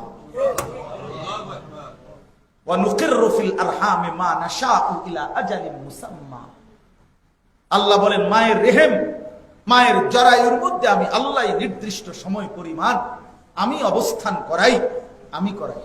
সুম্মা নুখরিজুকুম তিফলান, অতঃপর আমি আল্লাহ তোমাদেরকে এক ছোট্ট বাচ্চা হিসাবে, তিফিল ছোট্ট বাচ্চা হিসাবে মায়ের পেট থেকে বের করে। সুম্মা সাবিলা ইয়াসসারা, আমি আল্লাহ তাআলা মায়ের পেট থেকে বের হওয়ার রাস্তা সহজ করি, আমি আল্লাহ। সুবহানাল্লাহ, আমি আল্লাহ। আল্লাহ তাআলা বলেন সেটা তো আমি করি বান্দা। এত যত্ন করে, এত মায়া করে, এত সময় লাগিয়ে, এত দীর্ঘ পরিকল্পনা করে যে আমি আল্লাহ তোমাকে বানাইলাম, সে এমনি এমনি এই সারাদিন মোবাইল টিপার জন্য, এ নারী ছবি, মদ, জুয়া, অশ্লীল ছবি, জেনা, ব্যভিচারের দৃশ্য, এই জন্যই এত লম্বা সময়? বলে এ শুধু খাবেন, ঘুমাবেন, বউ বাচ্চা নিয়ে ফুর্তি করবেন, আর অবসর টাইম বিনোদনের নামে গান, বাদ্য, নাটক, সিনেমা, মোবাইল টিপবেন, খালাস, ঘুম আসলে রাইতিলে উঠতে লাগবেন। এই জিন্দেগি, এতটুকুই জীবন। আজ অসংখ্য শিক্ষিত মানুষও বুঝছে, অসংখ্য ভদ্র নামধারী মানুষ মনে করে 2-4 লাইন কথা শুদ্ধ বলে, 2-4 লাইন বাংলা ইংরেজি পড়ছেন, উনি বুঝছে জীবন মানেই হলো একবেলা উপার্জন করব, আর সংসারের জন্য কিছু খরচপাতি ব্যবস্থাপনা করব, আরেক বেলা কিছুটা বিনোদন, নাটক, সিনেমা, টেলিভিশন, বন্ধুদের আড্ডা, আর ঘুম আসলে ঘুমায়া যাওয়া, আবার আগামীকাল একই কাজ। এরই নাম জীবন। কে বানাইলো, কে দিচ্ছে, স্ত্রী দিল কে, ছেলে দিল কে, মেয়ে দিল কে, হাসি দেয় কে, কান্না দেয় কে, টাকা দেয় কে, পয়সা দেয় কে, চোখ মেলে দেয় কে, ঘুম পাড়ায় দেয় কে, হাতের শক্তি, পায়ের শক্তি দেয় কে, এই জমিন ও আসমান প্রতিদিন একবার আলোকিত করে কে, আবার অন্ধকারের চাদর দিয়ে ঢেকে দেয় কে, রাত বানায় কে, দিন বানায় কে, সকাল বানায় কে, দুপুর বানায় কে। হায় নাফরমান, সেই মালিককে একবারও তালাশ করলে না, তোমার চাইতে মূর্খ আহাম্মক বেটার কেউ হইতে পারে না। বোকা বেটা, এটা বেটা বোকা বেটা, ওটা শিক্ষিত বেটা। শিক্ষিত হইয়া যে ভাত তরকারি খাও মিয়া, এক মূর্খ মানুষও সমপরিমাণ ভাত তরকারি খায়। মূর্খ মানুষও তো বেড়ার চাইতে বেশি খায়। বকলম, নাম দস্তখত করতে জানে না, টিপসই দেয়, এরকম বেড়াইতো তো কোটি কোটি টাকার মালিক আছে না? বাড়ি, গাড়ি, নারী, ক্ষমতা, প্রভাব, প্রতিপত্তি, মাত বুড়ি কোনটা নাই? আমনে চলেন আমার লাকসা ভাই, আমি দেখাই কত হাজার কোটি টাকার মালিক একজন আমাগো এলাকায় আছে। মূর্খ দে মূর্খ, মূর্খ এত মূর্খ হয় না, এত বেটা যে মূর্খ। তার অধীনে পিএইচডি হোল্ডার চাকরি করে, হ্যাঁ হ্যাঁ, তার অধীনে চাকরি করে ডক্টরেট করা ব্যক্তি, এইতে বস। এটা একটা মডেল টাউনের মালিক ঢাকায়, একটা বিল্ডিং এর না, একটা মডেল টাউনের মালিক, কোটি কোটি টাকার মালিক। তার অধীনে কর্মচারী হলো উচ্চ শিক্ষিত, এরা হেরে সার কয়। এইতে সার কি এটা বানানো তো করতে পারতো না, তো টিপসই দেয়। কথা বুঝেন না? আমি বুঝাইতে চাইলাম, আমি পড়া অবজ্ঞা করছি না, আপনি পড়েন মিয়া, কোনো অসুবিধা নাই। কিন্তু আল্লাহ ভুলে গেলেন কেন? সেজদা ভুলে গেলেন কেন? বেটা মালিক ভুলে গেলেন কেন? বানানেওয়ালা ভুলে গেলেন কেন? কি শিক্ষিত ঘোড়ার ডিম হইলেন মিয়া? কি শিক্ষিত হইলেন? জেনারেল লাইনের পড়ালেখাতে গুলো আমরাও করছি, আলহামদুলিল্লাহ। আমি তো কুমিল্লা ভিক্টোরিয়া কলেজ থেকে মাস্টার্স পাস করছি, সায়েন্স বিজ্ঞান বিভাগ থেকে এসএসসি পাস করছি, সমগ্র বাংলাদেশে ফার্স্ট হয়েছে, 1 নাম্বার, আলহামদুলিল্লাহ। 1998 সালে সারা বাংলাদেশে 1 নাম্বার হয়েছে। হ্যাঁ, সার্টিফিকেট দেখতে মন চাইলে পাঠাই, মোবাইলে ফাটানো কারো দরকার। অর্থ হইল এটা কোনো বিষয় না মিয়া। আল্লাহ চিনলেন না কেন? নামাজ বুঝলেন না কেন? 2টা লাইন শুদ্ধ কথা বললেই মনে করে ভদ্রলোক। কেমন আছেন? ভালো আছেন? ভালো থাকবে, আচ্ছা থ্যাংক ইউ। হ্যাঁ, পেশাব করে পানি লয় না, টয়লেট পেপার নেয় না, দাঁড়ায় দাঁড়ায় সিগারেট খায়, কথায় কথায় 1 খোঁচায় 3 কোটি টাকা মেরে দিছে। উনি ভদ্রলোক? এত বড় সুর ভদ্রলোক হয় কেমনে? কথা বলেন না কেন? এত বড় টাকায় ভদ্রলোক হয় কেমনে বেটা? তো অবৈধ উপার্জনকারী, দুর্নীতিবাজ কেমনে ভদ্রলোক হয়? কথা বলে। হারামখোর কিভাবে ভদ্রলোক হয় বলে? এই জন্য দয়া করে বুঝতে শিখেন, ভাবতে শিখেন, ভাবতে শিখেন। আত্মোপলব্ধি বড় সম্পদ। আমি হয়তো কাটাছাড়া কইলাম আর কি, আমারটা হয়তো শক্ত হয়ে গেছে মনে করেন, কিন্তু ইনসাফ করে দেখেন, আত্ম উপলব্ধি বড় নিয়ামত। নিজেকে কেন চিনলেন না? আল্লাহ তাআলা আমাদেরকে মুসলমান বানাইছেন, কত বড় দৌলত দিছেন। আল্লাহ তাআলা আমাদেরকে মুমিন বানিয়েছেন। আহা বাপ, কি পরিমাণ বড় নিয়ামত দান করছেন। আহা, এক মা, যুবক ভাই তোমাদেরকে বলি ভাই, নওজোয়ান বলো ভাইয়া, সারা দিন যারা মোবাইলে নারী ছবি, মোবাইল নিয়ে 2টা আঙ্গুলটা দিয়ে সারা দিন, আরে মাতাল রে, এই পরিমাণ মাতাল, 1 মিনিট কত উর্ফির দিকে চায় না, ডানে ভাবে পৃথিবী আছে কিনা কিচ্ছু দেখে না, হেইতের শুধু এইটা টিপতে আছে, অনবরত চলছে চলছে চলছে। আহা, মা বুঝি 2 বছর একজন মা, ইমানদার মা, যে সন্তানকে বুকের দুধ খাওয়াইলো, এই জন্য, এই মোবাইল টিপার জন্য। এক বাবা তিল তিল করে 16 বছর বিদেশ কইরা, 18 বছর বিদেশ করে, আরে 32 বছর ধরে বিদেশ থাকে সৌদি আরব। এমন মানুষের সাথে তো আমি দেখা হয়েছে, প্রতি বছরই হজ উমরায় গেলে ওনাদের সাথে দেখা হয়, প্রবাসীদের সাথে। 32 বছর ধরে সৌদি আরব জিদ্দাতে থাকে। আচ্ছা, যে লোকটা আজকে 32 বছর বিদেশে করলো, তার জীবনের আর শখ আহ্লাদ কই? এই সংসারের ঘানি টানতে টানতে তো শেষ তার জিন্দগিটা। এই এত কষ্টের পরে, এত টাকা পয়সা খরচ করে যেই বাবা তার সন্তানটাকে বড় করাইলো আল্লাহর দয়ায়, তো এই উপযুক্ত 16 বছরের ছেলেটা আজকে দিন নাই রাত নাই, মোবাইল, নারী, ছবি, অশ্লীল দৃশ্য, 1 ওয়াক্ত সেজদা দেয় না, আল্লাহ চিনে না, একটা লাইন কোরআন শরীফ পড়তে পারে না, মুসলমানের কোন চিহ্নে ছিটে ফোটা তার মধ্যে নাই। এই বাবার অর্জন, এই মায়ের দুধের হক বলেন না বাপ? এক পবিত্র মা এই জন্য দুধ খাওয়াইছিল। আমরা কিতাবে পড়ছি, রাসূলুল্লাহ সাল্লাল্লাহু আলাইহি সাল্লামের এক সাহাবী 16 বছরের, হাবিব ইবনে যায়েদ ওনার নাম, এক যুদ্ধে ওনাকে কাফের শত্রু বন্দী করে প্রথম ওনাকে শহীদ করছেন বড় নির্মম ভাবে। এই সাহাবীকে, 16 বছরের তাগড়া জওয়ান সাহাবী ছিলেন, ওনারে কাফেররা একটা একটা করে অঙ্গ কাইটা কাইটা ওনারে হত্যা করছে। ডান হাত, বাম হাত, ডান পাও, বাম পাও, নাক, চোখ, কান, জিহ্বা আলাদা আলাদা কাইটা কাইটা শেষ পর্যন্ত বুটি বুটি মানে পিস পিস করে ফেলছে ওনার শরীর। আমি উর্দু কিতাবে পড়ছিলাম। তো শেষ নিঃশ্বাস যখন যায়, তার আগ পর্যন্ত ওই কাফেররা বলছিল যে তুই একবার শুধু সাক্ষী দিবি মুহাম্মদ আল্লাহর রাসূল না। উনি বলছে ওয়াল্লাহি আনা আশহাদু আন্না মুহাম্মাদান রাসূলুল্লাহ।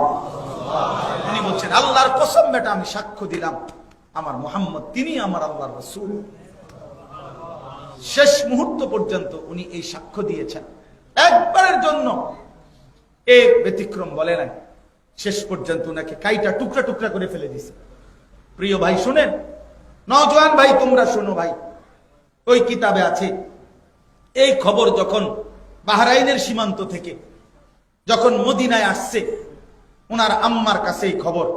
এই সাহাবীর মাও ছিলেন নবীজির সাহাবী, উম্মে আম্মারা। উম্মে আম্মারা ওনার নাম, ওই মহিলার নাম, মার নাম আর কি। উনিও নবীজির সাহাবী ছিলেন।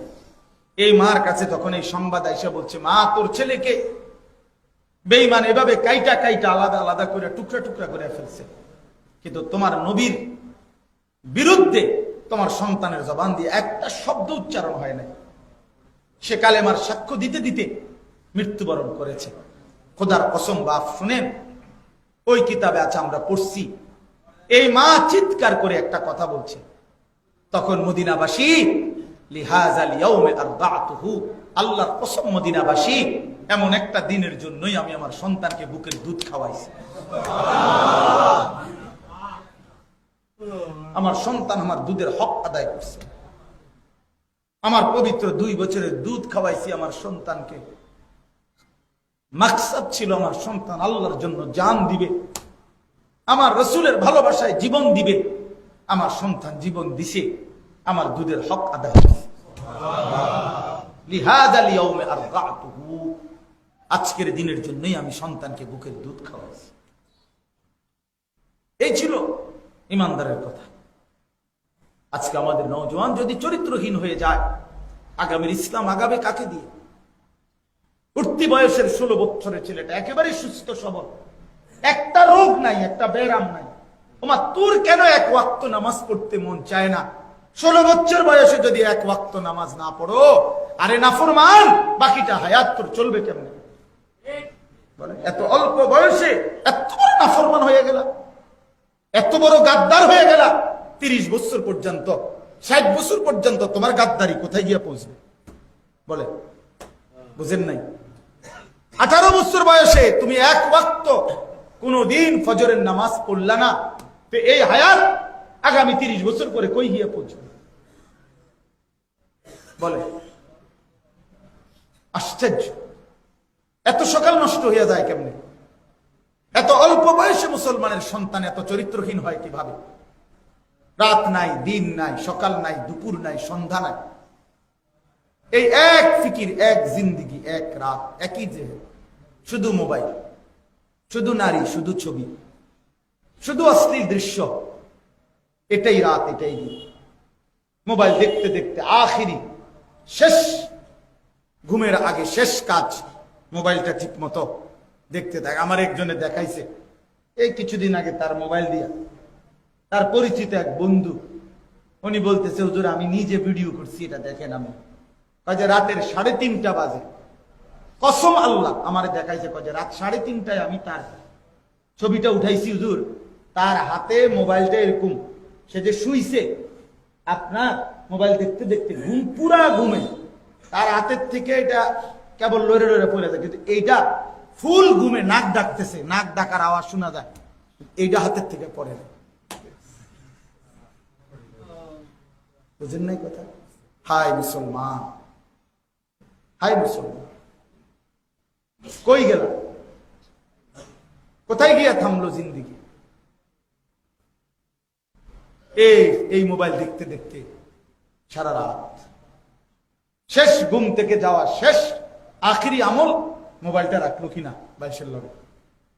আবার ঘুম থেকে উঠা প্রথম আমল মোবাইলটা আগের জায়গাতে আছে কিনা। মোবাইলের উপরেই কি মরলো, মোবাইলের উপরেই যাবে।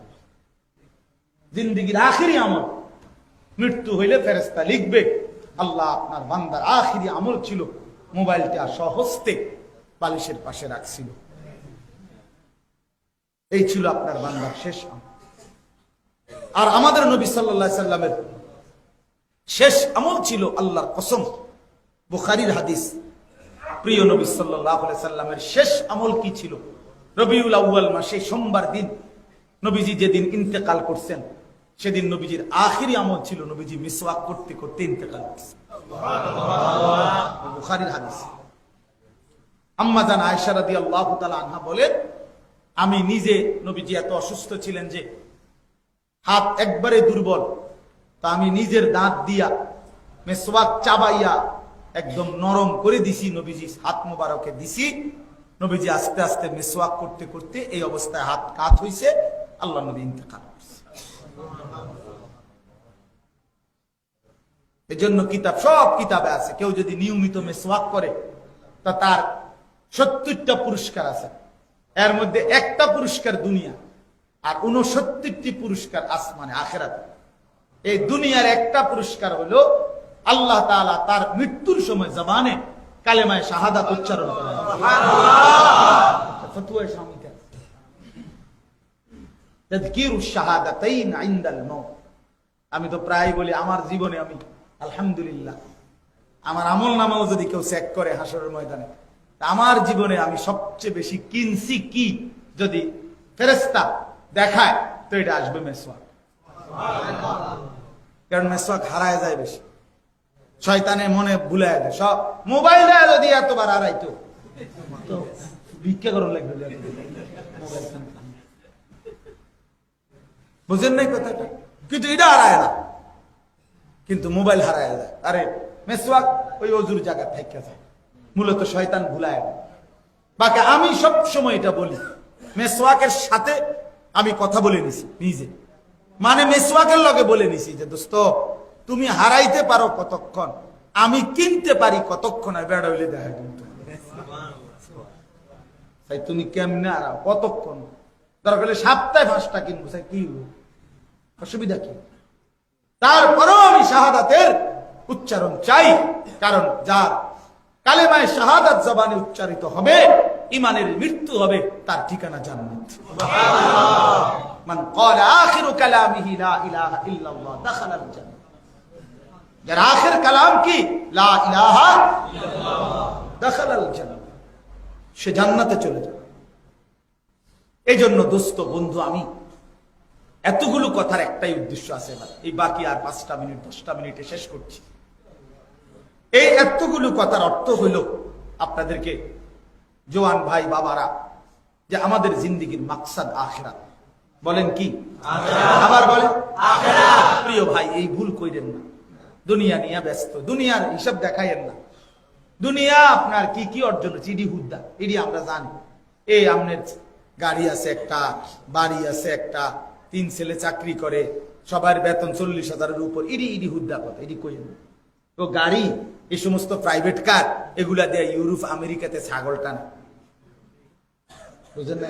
4 তলা 6 তলা বিল্ডিং এ ইউরোপ আমেরিকার মানুষ হাঁসমুরকাও রাখে না, গোনা তো ধরে না। এটা কীর্তেন কর, শুধু শুধু কথা বলেন না, এগুলো কীর্তে কেন বলেন? আমেরিকার যে বিল্ডিং গুলো, ওই জালেমদের যেগুলো পুড়ে গেছে, এগুলা 4 তলা। এই যে ক্যালিফোর্নিয়ার যে বিল্ডিং গুলো, আপনি খবর নেন না, পত্রিকার রিপোর্ট দেখেন না, কত হাজার লক্ষ কোটি মার্কিন billion billion dollar, billion billion dollar. এটি কইলে আমাকে বাচ্চা তো বুঝতেও না কথা, এটা যে এত টাকা, কত টাকারে কয় বিলিয়ন বিলিয়ন ডলার কাকে বলে, তো বুঝবেও না। হাজার হাজার কোটি কোটি টাকা যাদের আগুনে পুড়ে ছাই হয়ে গেছে। তো ইউরোপ আমেরিকা এই বিত্ত বৈভব, প্রিয় বাপ, আমি অনুরোধ করি, আমরা 200 কোটি মুসলমানও যদি একসাথে 24 ঘন্টা দুনিয়া কামাই করতে চেষ্টা করি, দুনিয়া, আল্লাহর কসম, কাফের বেঈমানদের সমপরিমাণ দুনিয়া আমাদের মিলবে না, আমাদের হবে না। আল্লাহর ওয়াদা এটা, বান্দা আমি দুনিয়া ইমানদারকে দেব না পুরাপুরি। এটা যেটা মালিক যিনি দেওইন না, উনি বলছে দিতাম না, আপনি আরো শিক্ষার লইতো, শিক্ষার লোক। হ্যাঁ, পারতেন না, হুদ্দা পারতেন না। দুনিয়া আল্লাহ বলছে আমি কাফের বেঈমানদের ছেড়ে দিলাম, আর আমার ইমানদার বান্দা তোকে আমি পুরা জান্নাত দিয়ে দেব। ইযা রাআইতা সাম্মা রাআইতা নাঈমান ওয়া মুলকান কাবীরা। রব্বুল আলামিন বলেন, বান্দা যখন জান্নাত দেখবে, আবার দেখবে, আবার দেখবে, আবার দেখবে, বারবার দেখতেই থাকবে। দেখতে দেখতে আমার বান্দা বুঝবে আমি আল্লাহ তাকে নেয়ামতে নেয়ামতে ভরা মুলকে কাবীর এক বিশাল বড় সাম্রাজ্য দান করেছি। বান্দা জিজ্ঞেস করবে ফেরেশতা, বন্ধু বলো না আমারে কতটুকু জান্নাত দিল? ফেরেশতা বলবে তোমার জান্নাতটা বন্ধু সবচেয়ে ছোটটা। ফেরেশতাকে বলবে জান্নাতি বন্ধু ছোটটা কত বড়? ফেরেশতা বলবে 10 দুনিয়া বরাবর তোমার ছোট্ট জান্নাতটা। ইযা রাআইতা সাম্মা রাআইতা নাঈমান ওয়া মুলকান কাবীরা ইন্নাল আবরারা লাফি নাঈম আলাল আরাইকি ইয়ানদুরুন। আল্লাহ বলেন আমার নেককার বান্দারা জান্নাতের নিয়ামতে থাকবে। আলাল আরাইকি ইয়ানদুরুন, জান্নাতের সিংহাসনের মধ্যে বসে পুরা জান্নাতের নিয়ামত দেখতে থাকবে। তারিফু ফি বুজুহিহিম নাদরাতান নাঈম।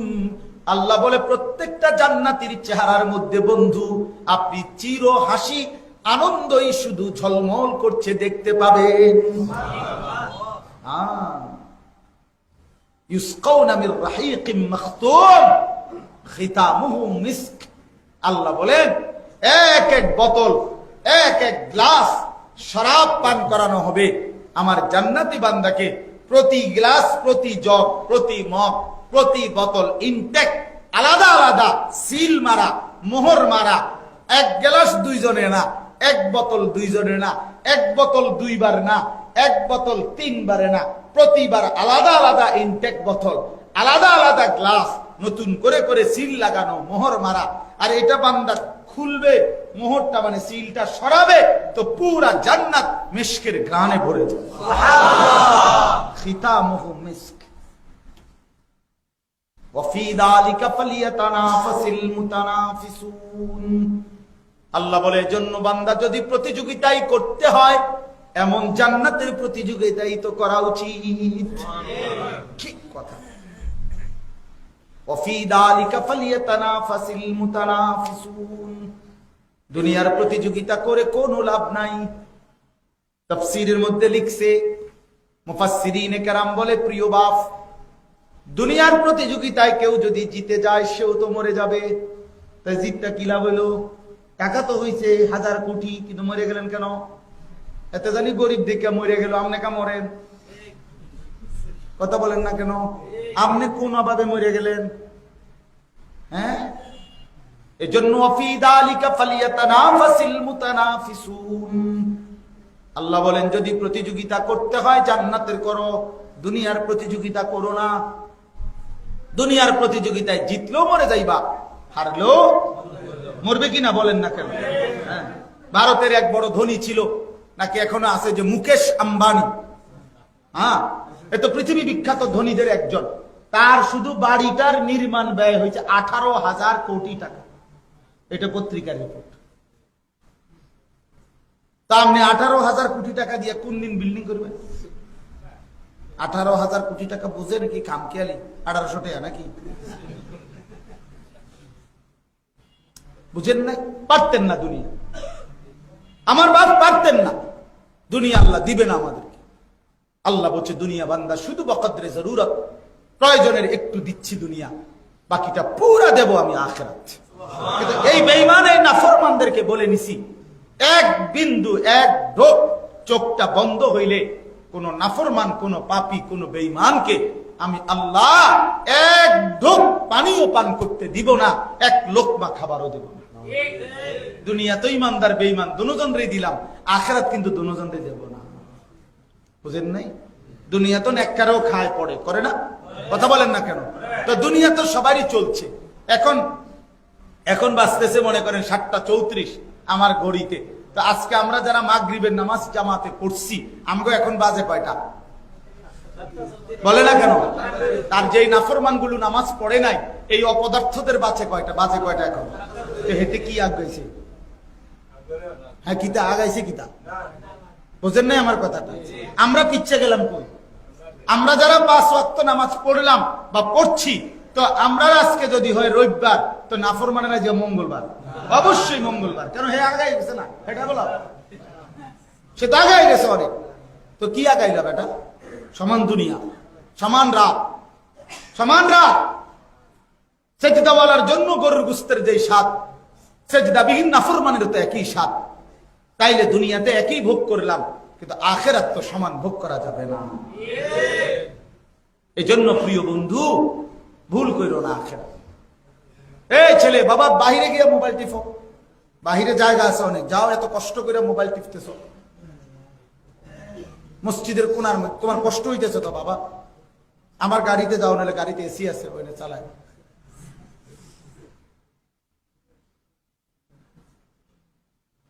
এই জন্য বললাম বাপ, আমার এই কথার এতগুলো কথার অর্থ হইল, আমি যদি এই কথাটা আমরা বুঝি, শুধু ওয়াজের জন্য ওয়াজ মনে করেন না, এ হুজুর ওয়াজ করছে শুনছি ভালাই লাগছে, না রে বাপ, এটা না।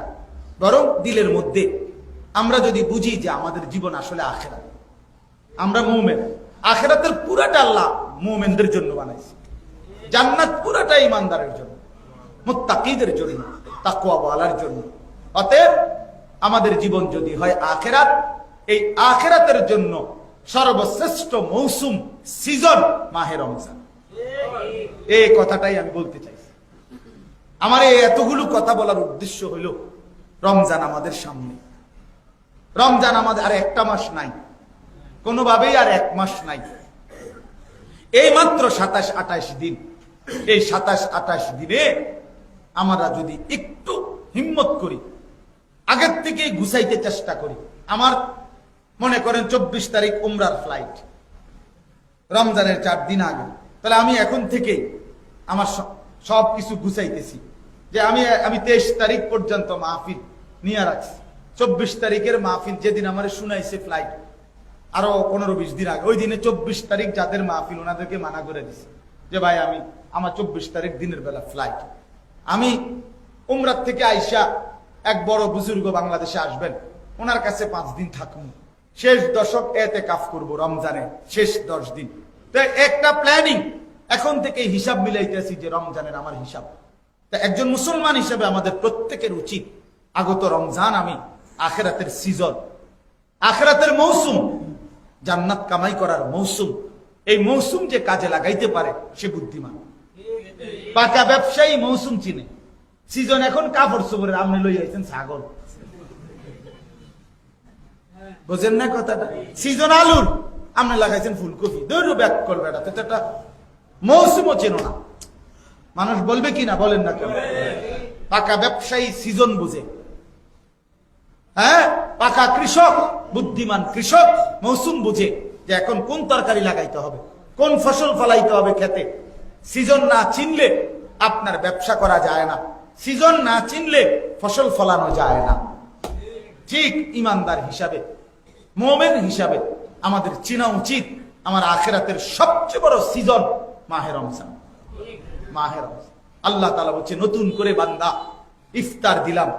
এতদিন খানা সন্ধ্যায়, এটা ছিল হুদা বুট মুড়ি, আজকেরটা ইফতার। কথা বলেন না কেন? এতদিন এটা ছিল বুট মুড়ি, আজকেরটা বুট মুড়ি না, আজকেরটা ইফতার, এটাতে নেকি। এতদিন ভোর রাত্রে এটা ছিল এমনি হয়তো কোনো খাবার, কিন্তু এখনকার এটা সাহারি, এটা ইবাদত। তাহলে আমি আল্লাহ ইফতার, আমি আল্লাহ সাহারি, এরপরে 20 রাকাত পূর্ণ তারাবি, এরপরে শবে কদর, এরপরে রমজানের শেষ দশকের এতেকাফ, এরপরে একটা নফল ইবাদত, একটা ফরজের সমান, একটা ফরজ ইবাদত 70টা ফরজের সমান। হ্যাঁ, একজন মানুষকে এক ঢোক পানি দিয়েও ইফতার করাইলে ওই ব্যক্তির রোজার সমপরিমাণ সওয়াব। জাহান্নাম রমজানের শুরু রহমত, রমজানের মাঝখান মাগফিরাত, রমজানের শেষ দশক জাহান্নাম থেকে মুক্তি। এইভাবে আমি আল্লাহ তাআলা অগণিত নেকির অফার দিয়ে মাহে রমজান আমি সাজাইলাম, ইবাদত দিয়ে সাজাইলাম। এবার যদি কোনো বান্দা এই রমজানকে কদর না করো, এতগুলো মৌসুমের সুযোগকে যদি কাজে না লাগাও, তো আল্লাহ নবী সাল্লাল্লাহু আলাইহি সাল্লাম বলছে, জিব্রাইল আয়েশা বলছে নবীজির কাছে রমজানের শেষ অংশে, যে ইয়া রাসূলুল্লাহ, এত বড় রমজান যে পাইলো, অথচ নিজের গুনাহ মাফ করলো না, নেকি কামাই করলো না, তার উপরে আল্লাহর লানত, আমি ফেরেশতার লানত। খোদার কসম, নবী বলছে আমিন, অর্থাৎ জিব্রাইল, আমি মুহাম্মদেরও লানত। এজন্য মাহে রমজানকে যে কদর করে না, তার উপরে আল্লাহর লানত, তার উপরে ফেরেশতাদের লানত, তার উপরে নবী সাল্লাল্লাহু আলাইহি সাল্লামের লানত। লানত। আর মাহে রমজানকে যে কদর করবে, আল্লাহ বলছে লাআল্লাকুম তাত্তাকুন। ঈমানদার, কুতিবা আলাইকুমুস সিয়াম কামা কুতিবা আলাল্লাযীনা মিন ক্বাবলিকুম ইয়া আইয়ুহাল্লাযীনা আমানু, হে ঈমানদার, পূর্ববর্তী ঈমানদারদের মতো তোমাদের উপরও আমি রোজা দিলাম। কাজে কঠিন কিছু না, পারবে দেখেই দিছি, কারণ আগের ওনারা ফাইরে এই পর্যন্ত আইছে।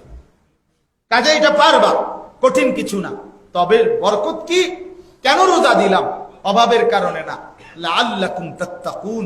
আল্লাহ তাআলা বলেন, ঈমানদার, এক মাসে আমি আল্লাহ, মাহে রমজানে গুনাহ ছেড়ে দিবা, আমার হুকুম মানবা, তা আমি আল্লাহ ওয়াদা দিলাম এক মাসেই আমি আল্লাহ মুত্তাকি বানিয়ে দেব। আর মুত্তাকি বানাইলে কি হবে? মুত্তাকি বানাইলে কোরআন শরীফে আছে, উইদ্দাত লিল মুত্তাকিন, মুত্তাকিদের জন্যই জান্নাত বানানো হয়েছে। অতএব রমজানের বরকতে মুত্তাকি হবে, আর মুত্তাকির বরকতে জান্নাতি হবে।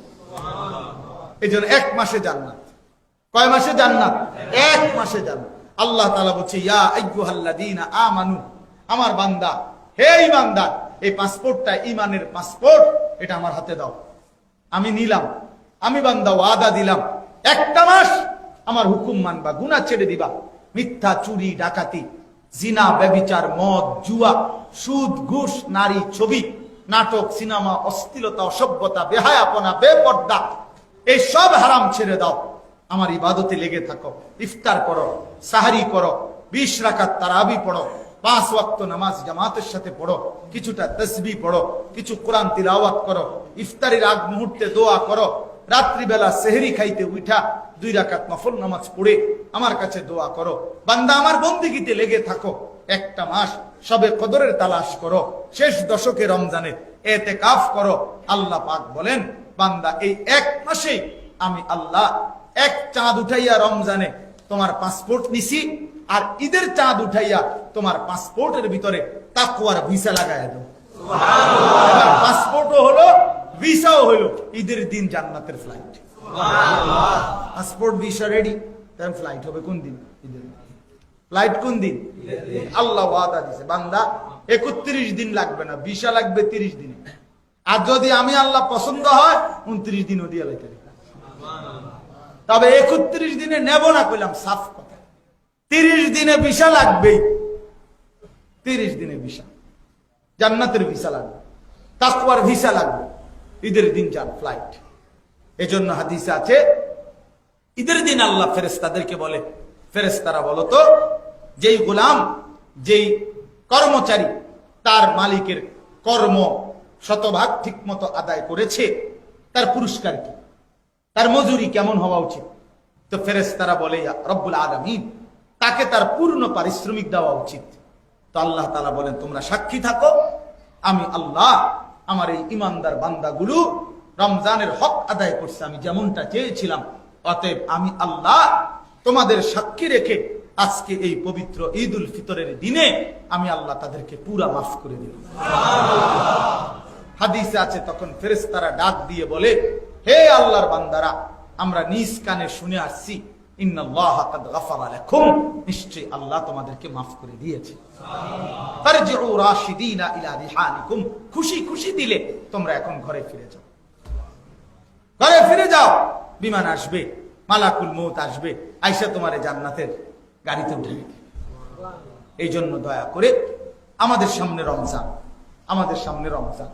আল্লাহ নবী সাল্লাল্লাহু আলাইহি সাল্লাম জীবনে দুনিয়ার কিছুর জন্য বাঁচতে চান নাই, কিন্তু রমজানের জন্য আর কিছুদিন হায়াত চাইছে। দুনিয়াবি কোনো প্রয়োজন, আমরা তো দুনিয়ার প্রয়োজনে বাঁচতে চাই। হুজুর মরে যাবো, দুঃখ নাই, এই ছোট মাইয়াকে যদি বিয়ে দিয়ে যেতে।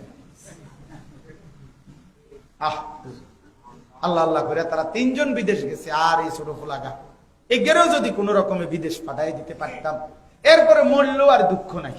না, কিসের দুঃখ? আর তারা 4 জন বিদেশ, এরপর আর টেনশন কি? এরপর তো মরলেই ফেরেশতা আফেল মালটা, হ্যাঁ, চা, বন, বিড়ি, চা সব রেডি করে রাখছে ফেরেশতা। 4 ফুট বিদেশের পরে ফেরেশতার তো সেই সাহস কুলাবে না ওর গায়ে একটা হাত দেওয়ার। বুঝছেন? এতটি টাকার মালিক, এবার আর কোনো টেনশন নেই, দুনিয়ার জন্য বাঁচতে চায়, দুনিয়ার জন্য বাঁচতে চায়। এমন বুড়া মানুষ আছে 90 বছরের বুড়া, আমি দেখছি মিয়া, মরে না। কেন মরে না? নাতির বউগা চাইয়া যেত, মরে যামু, কিন্তু এই দুঃখ লইয়া কবরে যাইতে হইব, নাতিকার বউটা যদি চাইয়া যেত। আরে চাচা রে, আপনি মরতেন লইছেন, মরে না যাইলেন। নাতির বউ দিয়ে আপনি কি করবেন? আমনে নাতির বউ দিয়ে আপনার কি কাজ? তার বিয়েতে করবো, আপনার কি কাজ? আপনি মরতেন লইছেন, মরে না যাবেন। হ্যাঁ, মানে উনি জানে কবরে প্রথম প্রশ্নই হবে আপনার নাতির বোন না। এই জন্য বিষয়টা ক্লিয়ার করে দিতে চাইতেছে। নাউযুবিল্লাহ। মানে দুনিয়ার জন্য বাঁচতে চায়, অথচ আল্লাহর নবী কিসের জন্য বাঁচতে চাইতেন? আল্লাহুম্মা বারিক লানা ফি রাজাব ওয়া শাবান। আই মাওলা, আর কিছুদিন হায়াত চাই। দেখতে দেখতে রমজানের কাছে চলে আসছি, মাওলা এবার বঞ্চিত কইরেন না, আমারে ফিরায় দিয়েন না, কবরে দিয়েন না, রমজান পর্যন্ত পৌঁছিয়ে দেন। এই জন্য দয়া করে আজকে আমরা একে তো এই শাবান মাসে রমজান পাওয়ার জন্য দোয়া করব, ঠিক আছে ইনশাআল্লাহ। আর প্রিয় ভাই, রমজানকে সামনে রেখে নিজের জিন্দেগি সুন্দর করার চেষ্টা করব। আমি অনুরোধ করছি আবারও, যে যেইখানে আছেন ওইখানে আটকায় থাকেন না। মানে যে যেই মিথ্যা গুনাহ নাফরমানির উপরে আছেন, প্রিয় ভাই চলেন আমিও নিয়ত করি, আপনিও নিয়ত করেন যে গুনাহ ছেড়ে দেব ইনশাআল্লাহ। আল্লাহকে রাজি করব, আল্লাহকে রাজি করেন। আমরা মুসলমান, আবারও বলছি, আমাদের জীবন আখিরাত, আমাদের জীবন আখিরাত, আমাদের জীবন আখিরাত। আল্লাহ তাআলা আমাদের সবাইকে উত্তম ভাবে কবুল করে নেন। আজকের এই সুন্দর মাহফিলে আল্লাহ তাআলা বরকত দান করেন। আপনারা যারা ছুটে ছুটে আসছেন, মসজিদে ঢুকছেন, মহব্বতে বসছেন, অনেকে বাহিরে দাঁড়িয়ে আছেন, প্রিয় ভাই আমি আপনাদের সবার কাছে আপনার জন্য দোয়া চাই, আপনাদের জন্য আমরা দোয়া করি। আল্লাহ তাআলা আপনাদের সবাইকে কবুল করে নেন, আল্লাহ তাআলা আপনাদের সবাইকে কবুল করে নেন। আজকের এই মাহফিলের যেটুকু ইন্তজাম হয়েছে, আল্লাহ তাআলা ইন্তজামের মধ্যে বরকত দান করেন। মাইকের আওয়াজ আল্লাহ তাআলা ভবিষ্যতের মাহফিলে ঠিক করে দেন। এমন অসুস্থ মাইক আমি অনেকদিন পরে দেখলাম। আল্লাহ তাআলা ইন্তজামের বিবেক দান করেন। যারা এতটা ফোঁসা মাইক ঠিক করলেন, আল্লাহ তাআলা আপনাদের ইনসাফ দান করেন। সুবহানাল্লাহি ওয়া বিহামদিহি, সুবহানাকাল্লাহুম্মা বিহামদিকা, আশহাদু আল্লা ইলাহা ইল্লা আনতা, আস্তাগফিরুকা ওয়া আতুবু ইলাইক। আলহামদুলিল্লাহি রাব্বিল আলামিন। আল্লাহুম্মা আনতাস সালাম ওয়া মিনকাস সালাম, তাবারাকতা ইয়া যাল জালালি ওয়াল ইকরাম, ইয়া আরহামার রাহিমিন, ইয়া আরহামার রাহিমিন, ইয়া আরহামার রাহিমিন। রব্বানা যালামনা আনফুসানা ওয়া ইল্লাম তাগফির লানা ওয়া তারহামনা লানাকুনান্না মিনাল খাসিরিন। রব্বানা আতিনা ফিদ দুনিয়া হাসানা ওয়া ফিল আখিরাতি হাসানা ওয়া কিনা আযাবান নার। রব্বিরহামহুমা কামা রাব্বায়ানি সগীরা। রব্বানা হাব লানা মিন আজওয়াজিনা ওয়া যুররিয়াতিনা কুররাতা আ'য়ুন ওয়াজআলনা লিল মুত্তাকিনা ইমামা। মাওলায়ে করিম আপনি মাফ করে দেন, রব্বে করিম আপনি মাফ করে দেন, মেহেরবান মাওলা আপনি মাফ করে দেন। আয় আল্লাহ আপনি মাফ করে দেন, আয় আল্লাহ আপনি মাফ করে দেন। পেছনের জিন্দেগি নাফরমানি বেশি মাওলা, গুনাহ অনেক বেশি মাওলা, আপনি মাফ করে দেন, আপনি মাফ করে দেন। আগামী জিন্দেগি সুন্দর করে দেন, আগামী জীবন সুন্দর করে দেন। ঈমান আমলের দৌলত দান করেন, ইজ্জত আফিয়ত দান করেন, তাকওয়া তাহারত দান করেন, হিম্মত ইস্তিকামত দান করেন, দ্বীনের উপরে থাকার চলার তৌফিক দান করেন। আয় আল্লাহ আপনি কবুল আর মঞ্জুর করে নেন। আল্লাহ সিজদা ওয়ালা কপাল বানিয়ে দেন, কাঁদনে ওয়ালা চোখ বানিয়ে দেন, জিকির ওয়ালা জবান বানিয়ে দেন, মোহাব্বত ওয়ালা দিল বানিয়ে দেন। আয় আল্লাহ সুন্নাত ওয়ালা বন্দেগী ওয়ালা জীবন বানিয়ে দেন। আয় আল্লাহ আমার নওজোয়ান কিশোর তরুণ যুবক ভাইদেরকে কবুল করে নেন, প্রত্যেককে নামাজি বানিয়ে দেন, চরিত্রবান বানিয়ে দেন। মোবাইলের আসক্তি থেকে বাঁচান, নারীর আসক্তি থেকে বাঁচান, মদ জুয়ার আসক্তি থেকে বাঁচান, হারাম উপার্জন থেকে আমাদের প্রত্যেককে আল্লাহ হেফাজত করেন। আয় আল্লাহ আপনি কবুল করে নেন, আয় আল্লাহ আপনি রহম করে নেন। আজকের এই মাহফিল খানা আপনি কবুল আর মনসুর করে নেন। আয় আল্লাহ আমার এই বাবা ভাই সকলকে কবুল আর মনসুর করেন। বয়স্ক বাবা চাচা যারা আরো বেশি নেক আমলের তৌফিক দান করেন, মা বোনদেরকে পর্দা প্রশিদা দান করেন। আয় আল্লাহ এই ঘাটের শ্রমিক কর্মচারী সহ ব্যবসায়ী সহ প্রত্যেককে কবুল আর মনসুর করেন। হারাম উপার্জন থেকে হেফাজত করেন, হালাল রোজগার করার তৌফিক দান করেন। আল্লাহ যার যত পেরেশানি আছে আসান করে দেন, যার যত অভাব আছে দূর করে দেন। আল্লাহ প্রতিটা বাবা ভাইকে, এই ঘাটের প্রত্যেকটা শ্রমিক কর্মচারী ব্যবসায়ীকে 5 ওয়াক্ত নামাজি বানিয়ে দেন, নামাজি বানিয়ে দেন, নামাজি বানিয়ে দেন, নামাজি বানিয়ে দেন, চরিত্রবান বানিয়ে দেন, হালাল উপার্জনকারী বানিয়ে দেন। আল্লাহ আয় আল্লাহ মাহফিল খানা ইন্তজাম করতে গিয়ে আয় আল্লাহ প্রত্যেককে কবুল আর মনসুর করেন। একটা টাকা, একটা পরামর্শ, এক বিন্দু ভালোবাসাও যে দিয়েছে আল্লাহ তাকে উত্তম বিনিময় দান করেন।